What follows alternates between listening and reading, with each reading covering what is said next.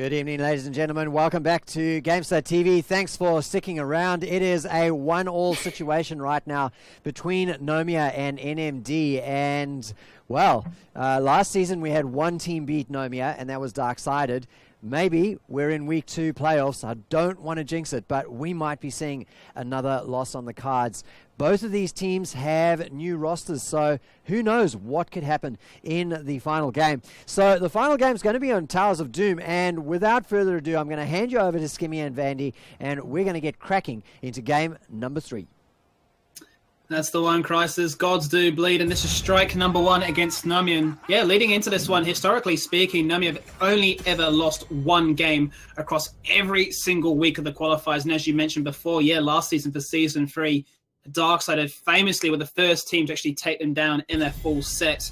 Let's not jinx it. Caster Curse has already come across today by Vandy making pauses happen, so let's not try and jinx the series. We want to see the unthinkable happen right now. This is going to be your curse this time around. I'm staying out of this one.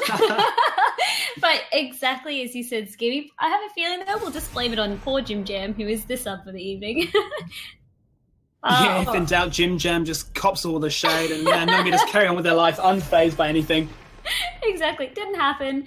Oriel Tassida, I mean, we don't even need to say that. I mean, does it really warrant anything? And I mean, if we delve into why that is, it's just the power coming out of those two heroes.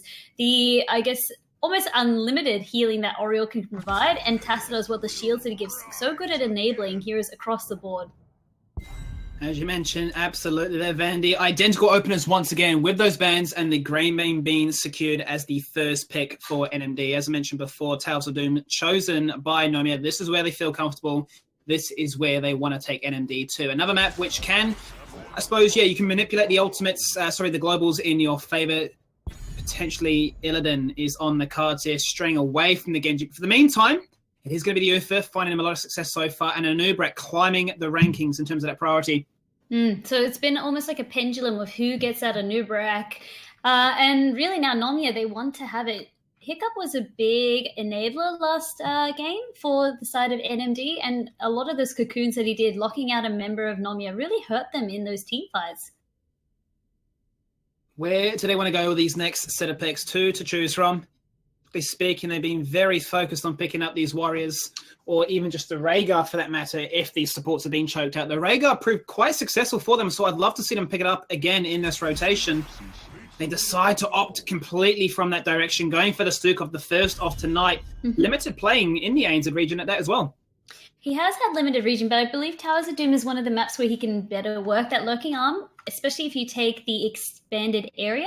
It can lock out a lot of the altar choke points as you're funneling in to try and cap them, really lock out a nice section, zone off the enemy team as well. So great work by Stukov there. And I mean, this is one that neither team they're daring to touch, but that Chrome, if this was Dark-Sided, I know exactly what we would have seen. Yeah, let's not bring up the nightmares just yet, Vandy. It's still early in the night. It's no near time for the bedtime. So the Orokin Greymat, I suppose, you can view it in the sense that the Entomb as well as the Cursed Bullet function much the same as the taunt that you get from a Varian. They find a lot of success with it. They're going to ban away to Diablo once again, respecting what it can bring on these small maps like Infernal Shrines. Can do exactly the same when it comes to Tales of Doom as well, and rightfully so. These bans do not change the picks. They adapt. But now it's really to see when Nomia change from this. I'd love to see an Illidan. I wouldn't mind to see an Illidan either. However, looking at that Stukov and Leoric, I feel like if the Illidan does go in, they already have some answers to that. I'm not sure with Nomia, whether they want to play it as though you split the entire game. And remind you, this is the one map that NMD did bring out a Cho'Gall. I don't think they're equipped for it, but they have shown that they weren't afraid to try something different on a map like this. Yeah, crazy stuff. So really from the mad scientists of the ANZ region, NMD, a bunch of players, star-studded players of experience in the competitive scene coming together to form a roster, improve what a pug team can do. And right now, that's proving that they can play against the best. They are no jokers when it comes to this one. But 10 seconds left on the clock, Vandy. That is the talking point right now for Nomia. They've got the UFIT. They've got the Anubrak. Where do they want to go with this? Really? Sorry, Skimmy, we lost you for a minute there. You've roboted back in. I've roboted back on in. Sounds good to me. Falstead and Illidan. Illidan, I called it. I knew it was going to come across such a good pick for this map, and the Falstead not going to opt for that Dahaka. So they want to play that double global and really utilize it to the best of their ability, especially because Illidan can get so much push and he can really annihilate those bell towers. That's another great selling point of Illidan. Why, especially the Korean teams, value him so much on an international level. Now, 2 final picks. They've been on the ball today, NMD, in terms of finding these counters. Rightfully so, as you mentioned. Yeah, Leoric, Greyman, and Stukov can all put a lot of pressure onto Illidan, but this is a bit of a bait that some teams get themselves into, where they feel that they actually changed the direction of their draft too much from what they're originally opting for to counter a direct response pick. And, you know, with the support potentially being a single support like we've seen all series long, you can imagine now it's another tank, another beefy frontliner for that, as well as another DPS to try and take him down. Indeed. I mean, it wouldn't be too far out of the norm, but as well as looking at they might want to opt for that mage damage. Oh, I love this scheme. We have not yet seen a Medivh in a long time in ANZ, I guess, history. It's really the European teams that love Medivh. They've made a name for that hero, so I'd love to see what we expect to see out of this Medivh. And he can stop a lot of the burst damage coming out on the side of Nomia. It's a fantastic point you actually bring up there, Vandy. If you talk about the composition itself that NMD are rocking with the 1 support, double tank, and the specialist, that went undefeated at the Western Clash. Not a single team could beat it. Primarily, it was used to prevent the tracer compositions, as the Force of Will can obviously interrupt the pulse bomb, finding no value whatsoever. But it can do the exact same here as well. So I'm loving this creative style of play that's going to come out of NMD here. Is this going to be the answer to what Nomia are currently threatening with? I mean, it might have to be. We'll have to wait and see. And that Arthas as well, great counter to Illidan. The fact that he was on the board, the fact that Nomia had chosen a Nubrak. So they're swapping the main tanks that they ran with last game on the side of NMD and Nomia. Last pick on the side of Nomia, what will they choose? Now, looking at that Medivh, someone who can really mitigate a lot of that burst damage. Instead, this is a smart choice. So Medivh mitigates burst. Lunara can really get that poison going, get a lot of damage over time happening. So Nomia considering that and drafting accordingly. Yeah, you're absolutely right there. Lunara are going to do a lot of work. Not the strongest hero in the early game, looking to reach those later stages of that one to really start applying that poison and cause issues. And that's when Medivh has to start really understanding when he wants to use that Force of Will, because if it goes that gung-ho, that's when the fight can go sour. But let's load it in. Game number 3 of the very first series for playoffs week number 2. Oh, I'm excited. Towers of Doom, as I said, this is another interesting one. Although Sky Temple, I said NMD were comfortable on that map because they had taken a win off Darksider in the past. They've also managed to get a win on Towers of Doom. However, it might have been more of as a cheese tactic. So playing this one properly, let's see how they go. If you're looking at the stance of how Nomia want to play this one, they are once again looking to try and have a safe levels 1 through 9. They want to reach that level 10 power spike, utilize their ultimates once again. And so far, NMD have been learning pretty quickly on the fly. Game number 1 was a bit rough for them. They had to bring the aggression. They weren't able to dispose of it. But game number 2, they came in guns blazing and they found those kills. But let's crack on into it. It's 1 apiece in the best of 3. Jumping on to the right-hand side, the team you're looking at right now, it is NMD. And it's this man here leading it. Lahal playing Stukov, Ninja on Greymane, Vikrak on Leoric, Hiccup on Arthas, and Medivh played by Physics. And on the left-hand side, we've got Team Nomia led by Fat94, who's on Lunara, Ryu playing Illidan, Jim Jam on Falstad, Vanilla playing Uther, and Penta on Anubrak. 4. And as we wait for these players to lock in their talents, is there anything that springs to mind or anything that you'd like to discuss so far? No, I mean that growing infestation, as I said, the lurking arm area where it expands, it's just too good to pass up on this map. So I am glad to see that Stukov, Lahal, he has chosen that. He knows with the objective in mind, it's going to be too good to really pass on up and can really delay a lot of what Nomia will bring, lock up that huge area of the map. Wisp comes across, is going to interrupt the ganking potential that NMD were hungry for as they were sitting in the mid-shrub. Waiting to try and collapse on through, doing so well in game 2, wanting to repeat that early game success into game 3. But Penta's playing this one pretty coy, waiting on the flank, looks for the burrow charge in. Force of Will is the immediate response. He tries to get the Pale onto Physics to interrupt that cast coming across, but there's the portal, and this fight is looking like a first blood before the minute mark on towards Vanilla. It really is. Physics, he just makes the portal just for a little bit of showmanship right there. And one thing I noticed by Ryu as well, he has gone for the immolations, giving the safer talent choice for Illidan's as opposed to that battered assault. Yeah, isn't really going to have any designated hero as such, apart from the Uther to really empower him. So going to play it safe, going to play a bit more in terms of lane clear. and Merc control, and especially against Vicarak, who played extremely well on the Arc last game. A significant counter as long as that Drain Hope can connect. Yep, it's more focused about that PvE aspect. So really pushing out the lanes and then eventually battering down those bell towers and then forcing the rotate from NMD as an answer. And they're going to need some answers in this one, as it's currently at small margins, very small margins to start things off here. Nomia are taking the lead, but that is down to the ability for them to have two globals at their disposal, especially once Hunt is online. Speaking of, the 1v1 in the top lane is there. He's down to 26 health, the Drain Hope. Literally didn't drain enough of his hope. But Skimmy fixed their eyes on this bottom lane here as well. With NMD, they were trying to take this camp. Nomia came for the invade, and it looks like Penta's about to lose his life right here for the exchange. Yeah, Hiccup is so on time with that rotation. He gets the Howling Blast, he makes sure that Penta is aware of it. Ultras have spawned, the respawn is 10 seconds. But this interrupts their mojo. They were looking for the fight in the bottom lane. He may just have to concede these first two ones for free. Looks like they might have to. Physics, he just uses the portal to get away. And it's really looking like it's NMD's game at this point, with Nomia on the back foot for once.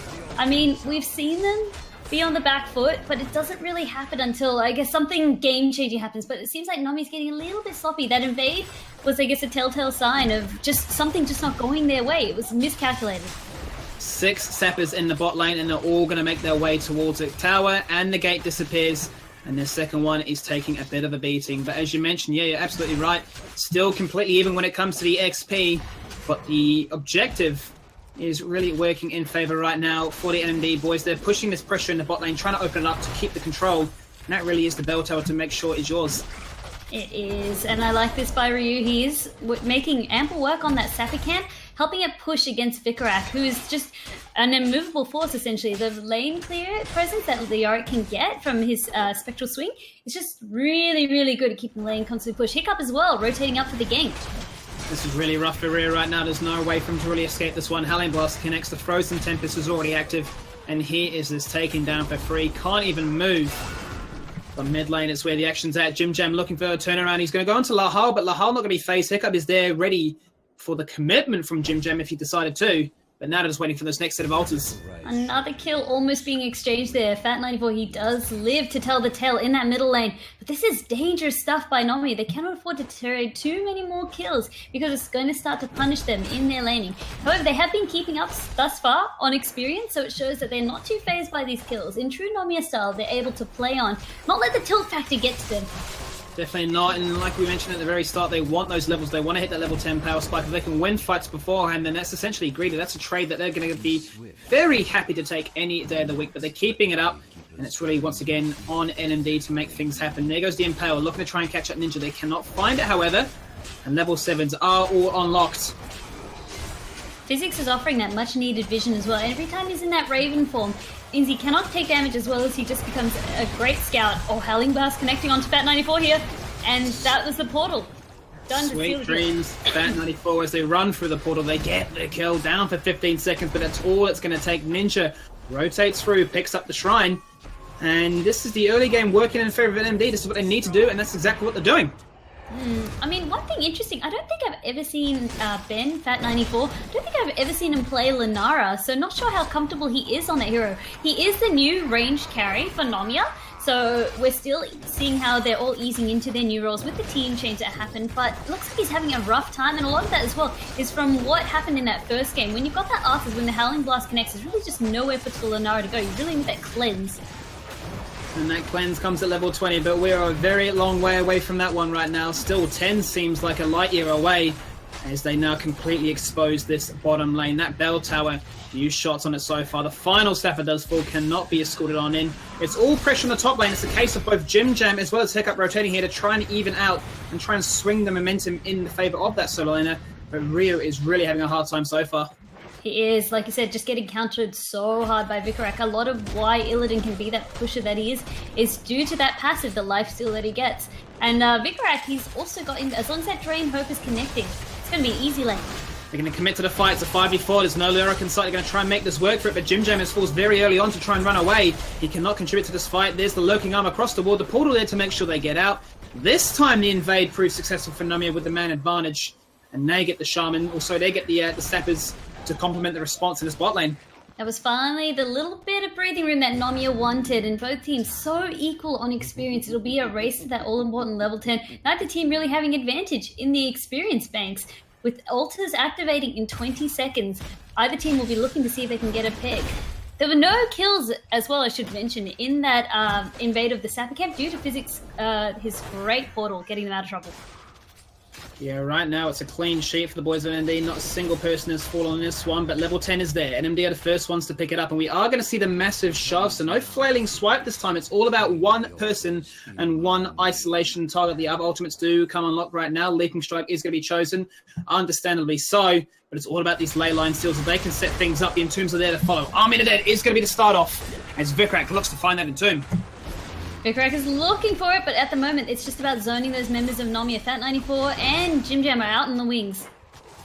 Rhea actually used the hunt to the bot lane to get Physics, who's nearly finished on that cap, and that would have been pretty disastrous for Nomia, actually. 2 shrines given up for free, but both are still available. The portal comes across again. Penta is forced to keep his attention down there. No team really committing to one at this stage. Oh, and instead they're opting to go for Physics. He had to use that ley line seal defensively in that bottom lane. That is a big cooldown now burned. Jim Jam is caught in the wrong place at the wrong time, forced to use the barrel away, and it's now a case of trying to burn down cooldowns, get through the XP. The Entomb comes across, but it's only going to block his own teammate, and that is not what you're looking for to start things off here. Indeed, it's not. Ninja tries to get a bit of a ninja cap there, but he was interrupted at the last moment. Massive shove used on Penta as well, as it looks like NMD are disengaging from this one. They are looking to disengage, but whenever that lurking arm is available, it is being used. Physic is being such a nuisance, jumping in and jumping straight back out, causing all kinds of issues. There goes the Leaping Strike and the hunt, and this time they waste no chance taking out Laura. I mean, they capitalize on where Vikrak was, and is there going to be a well, see ya, mate, is all I can hear Lahal saying today. He got sent straight back to the sub bench, and John is waiting at the train station right now, but there goes the portal looking for another one. As they run on through, looking for more kills, but they can't connect. Everyone's so low on resources. They are, and a lot of that just happens to the heroics that were burnt on the side of NMD. We've got Massive Shove. It is active. It is available again, as is Entomb. Ninja keeps trying to get the cap, interrupted at the last minute. This time, Fat94 is caught in the Entomb. Massive Shove.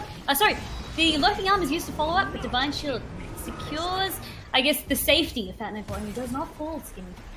Yeah, they had to burn it there. They couldn't hang on to it, and it sucks because, you know, they want to look for that fight because they are still...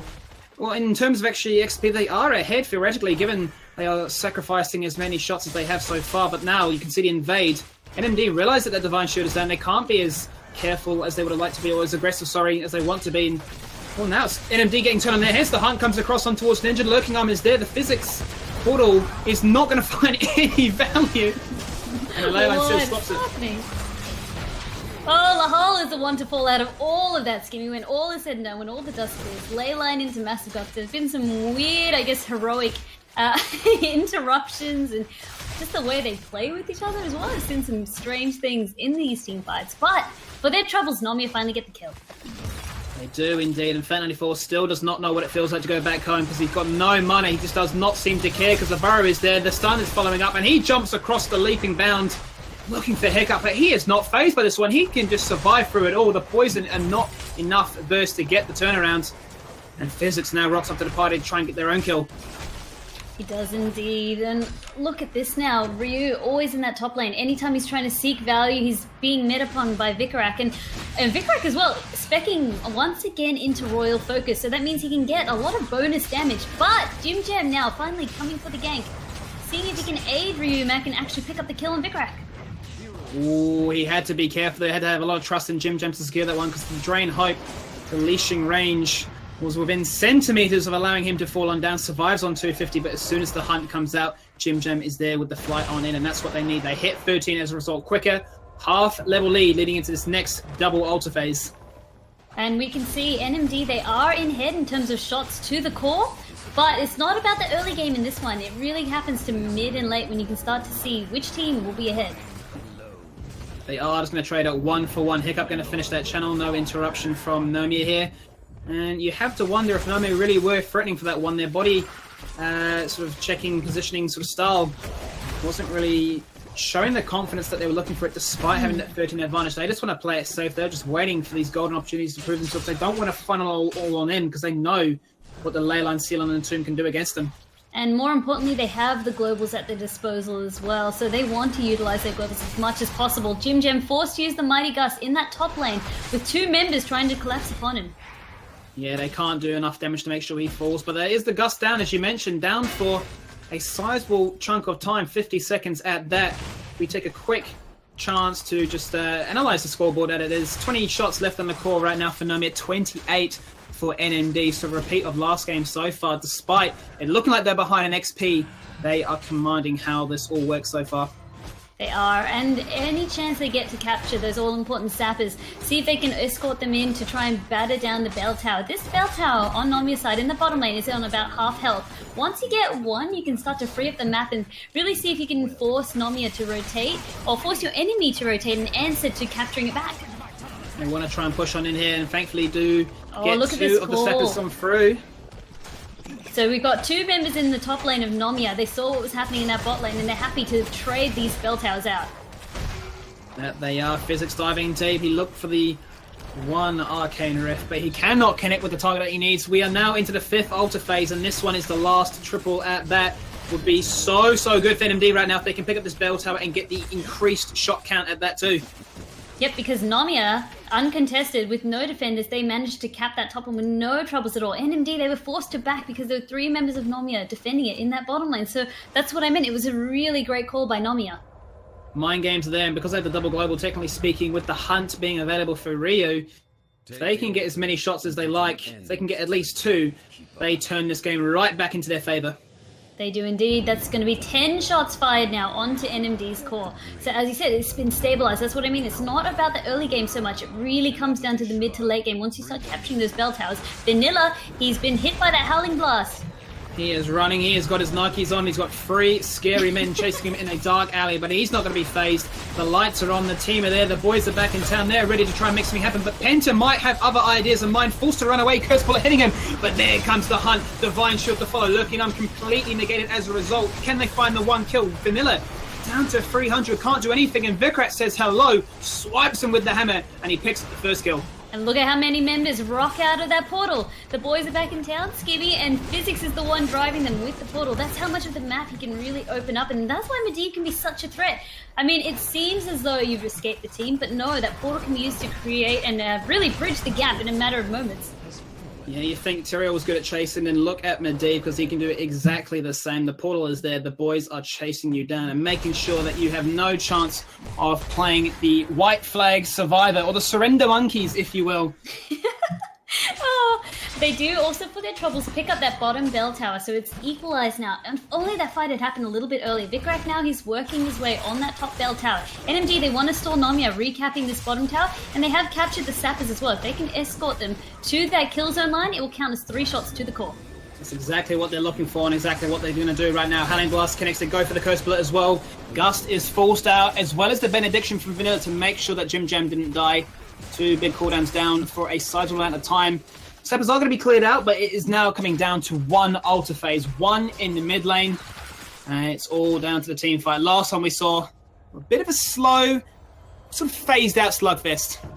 We really did. I mean, NMD will want to take that before Nomia can recapture their bell tower. So it's going to be counting down to the wire to see whether they can capture in time. And I don't think they can. Nomia managed to recapture their bell tower. Interesting decision. They were so worried, NMD, they were so worried that Nomia would try to contest or that Nomia would try and force a fight, respecting that Anubrak as well, mind you. Around the bell tower, so they said we all have to be there. It can't just be some defending the bell tower and some on the thing. We all have to be there together, and really a lot of that is because of the zoning potential of that Anubrak and its cocoon. Yeah, not even that as well, Bandy. On the flip side of it, they're so scared of the leyline seal. They need the Gust to try and disengage if the leyline seal is too intimidating for them. Now, just off cooldown, both globals in the top lane. Deja vu to when we've seen Nomia play before, always keeping the pressure there, trying to force the rotations to come on out, but they're not going to bait everyone. 3 members of NMD respond. Vikrak does light work of their minion wave, and they are now playing for boss control as we start to work towards level 20. Both teams, as you said, they're really tippy-toeing across each other. I mean, NMD, as you said, would have had the advantage in that fight, but they were paying so much respect to Nomia, and vice versa because of the leyline seal and the Entomb combo, which the Entomb does go out, but the Drain Hope does miss. It looks like NMD are forced to disengage here. Yeah, Bit of a knee-jerk reaction here from Vicarak, trying to force something out of nothing, and rightfully so, and I respect the play, because you could see Ryu, he used the hunt to the bot lane to deny the sappers from finding any value on that bell tower. And, I mean, you have to commend them. It's best to make plays rather than be too shy or scared to even try and attempt to do one. It is, and one thing as well I forgot to touch on was that Physics completed his Master's Touch quest as well quite a while ago, so it means that he has more damage coming out of the Arcane Rift, as well as it doesn't matter if he dies because he finished it. Much like that Conviction. You just don't want to die until it's done. You just want to collect your paycheck and go home and crack open a cold one with the boys. As we reach the 17-minute mark now, Vandy, it is all to play for. No clear victor in this one so far. And chat, definitely get involved. Chuck out your predictions in the Twitch chat. Let's see where this one is going to go as the hunt, once again, at the very last second, at the kill line, denies that final sapper. Ryu is just working overtime. Speaking of paychecks, he's working hard for his. The Entomb goes out onto Penta. He's stuck. He's taking a lot of damage. Now finally he's freed, but it's not going to be enough. Unlucky. I mean, he lived for so long. You could see what Vanilla was trying to do. He was trying to hold on for the Divine Shield as long as possible. And he doesn't manage to get it at the very last second. A significant portion of damage hitting him in the face as the Gust comes out a couple of seconds too late as well. And this punishes them. It is only one, but now Fausta can pick it up. And he actually steals it away. That's perfect by Jim Jam. He was fluking it out. He said, don't worry about my Gust. In fact, it's a flight you need to be worried about. And he barrel rolls away to safety. Great work by Jim Jam there. 13-14, Vanny. This is really what you want a final third game to be like. You want to have that tension. You want to have that drama. You want to have all the bells and whistles. It's like that birthday party you never quite had. Oh, I love that analogy. Oh, with NMD as well, anytime the sappers are up, this is the constant pressure that they're putting, and I guess where Greymane really excels, he makes short work out of Merc camps to the point where it's almost effortless to take them. So it's really advantageous for them to take him. Not only does it deny Nomia, but it just gives them something else that they need to push back on. And as well as with both teams, the top lane has been opened up for Nomia to retake that bell tower, but same in that bottom lane for NMD. So anytime those teams will push, they will, because they still got the front walls up in the other ones, and it slows their capturing of the bell tower. Their timers aren't long enough yet for that. This is the all-important one, Vandy. During that discussion, level 20 has been picked up. There goes the hunt, and there goes the flight on in, looking for Vicarak. That's proved to be pretty successful all game long, and it's going to prove to be a success once again. They have the bell tower in their control, and they get their kill. No chance for Vicarak to stop that one. The global hunt, as well as the epic mount being those level 20 choices. And now, I mean, NMD are forced to decide how they want to play this one. They were posturing for an invade on the Sapper camp, and they might still go for it.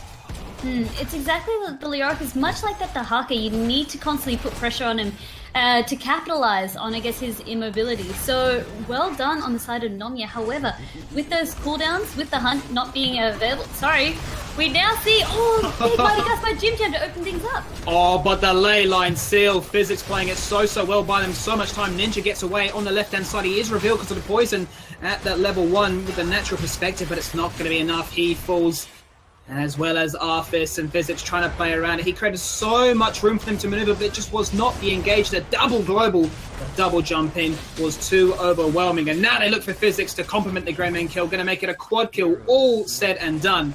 And looking for the halter for the clean ace. That's it. That's what they wanted. The massive shove also does miss. Vicarak is back, but he's got no team. This is actually disastrous for NMD. They will give away 10 shots. Nomia, they're not happy with that yet. They look like they want to try to get one more bell tower, if possible, before capping, and that will be game. Almost game. I can't do my maths. It should. Well, it will be game because they can go for this and then they can go for the boss as well. Core will survive. Actually, no, it won't. No, it won't. I've tricked you. I've been trolling me. It's going to be a good game going to Nomia. Good game there. Bit of a heart race for us as the game came pretty close at times, but NMD just running out of the final steam they needed to push themselves across the line. But regardless, such a strong performance from them coming out of this wildcard team, a bunch of all-stars in a pug-style sort of format. So Nomia on the day, they make it 2-1, and that's it from us. Myself and Vandy are going to get ready for the next series as Producer Crisis gets you prepped for the next set of games. Hey, thank you very much, Skimmy and Vandy. So what a match. NMD eking out a lead for ages, almost 15 minutes, and then Nomia is saying, no, we had a plan all along, and we had a trigger point, that all-important win condition. And really, when their globals activated, that was it. It was all over Rover picking up in that top lane there. Look at me providing a little bit of a summary of how things are going. I love it. I've certainly watched enough Heroes of the Storm this year. Well, ladies and gentlemen, we had a result earlier on from Darksided versus Crimson, and Darksided won that with a 2-0, so they've been waiting in the wings for a full game, watching Nomia pick up that, steal that win, really, out of an NMD's grasp. So we're going to take a very short break. We're going to set up the lobby, and we'll be right back for round number 2 in the upper bracket, and that's going to be Nomia versus Darksided.